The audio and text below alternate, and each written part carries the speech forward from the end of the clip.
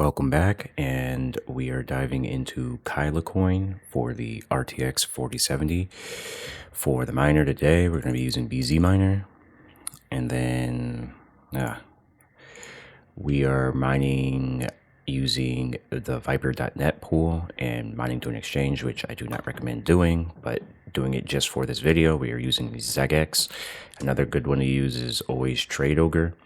We're heading on over and just going to show the memory type, which it should be Micron for the majority of the 40 series, everything except for the 4060, which I believe is Hynix, or at least the one that I have is Hynix, but Micron right here. As for the power draw at the moment, I'm getting about 19 to 20 watts. Their whole entire system is 160 watts altogether, so not including the GPU. It's about an additional 140 watts for the system. Anywho, start her on up. Now, Kylacoin is one of the few coins where you actually get a decent amount or a noticeable difference in hash rate when you have the monitors or monitor turned off. So just keep that in mind. But with no recording, monitors off, and just the miner and afterburner up, I was getting a stock hash rate of 1161.62 mega hash to 1162.41 mega hash, with a power draw of 230 to 231 watts on the software. And then at the wall, currently I am getting 300 and it looks like 48 to 354, it looks like. But this should give us a effective efficiency of 5.02 to 5.03 for the efficiency. Let me head on over to the thermals.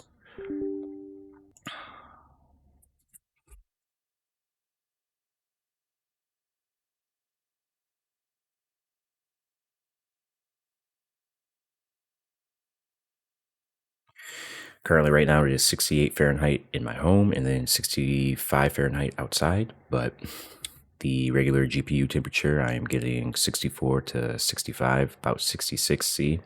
Memory junction temperature of 46 C with a hotspot temperature of 81 to 83 C. Looks like, although it's still kind of warming up, looks like. But getting a little toasty. There you go. Let us move on to the actual overclock at hand. So we're going to go back into the batch file and I'm going to go ahead and edit. We're going to add in a memory lock of 5001. You can do 810, but I felt like I lost too much hash rate. But 810 works as well. But this will kind of do a middle of the roads and shave off some wattage. We're going to go ahead and save that, exit out of that. And then we're going to head on over to the core clock and we're going to lock it at 975 millivolts at 2610 megahertz. Lock that. And then we're going to add an additional 250 on the core. But before we go ahead and execute that, for whatever reason, BZ Miner has an issue with putting in the overclocks before starting the miner. And then when you start the miner, it reverts back to like stock settings. I don't know. It's really weird. So go ahead and now execute or hit OK. And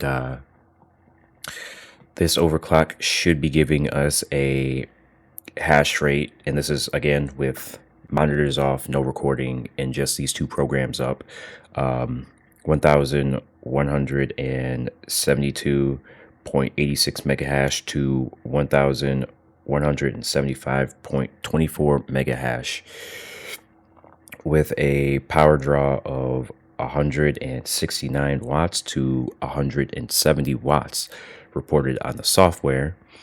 At the wall, I'm getting 286 to 289 watts at the wall. So a little bump down. This should give us an effective efficiency of 6.90 to 6.92 for the efficiency. And last thing again to do, as always, take a look at the thermals again with this overclock. No, not what I wanted.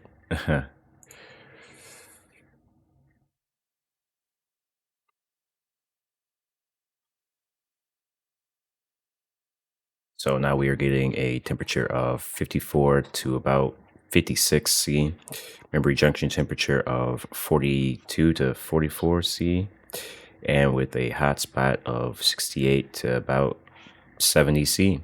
Looks like it's okay down on the temps a little bit, but that is pretty much the end of the video.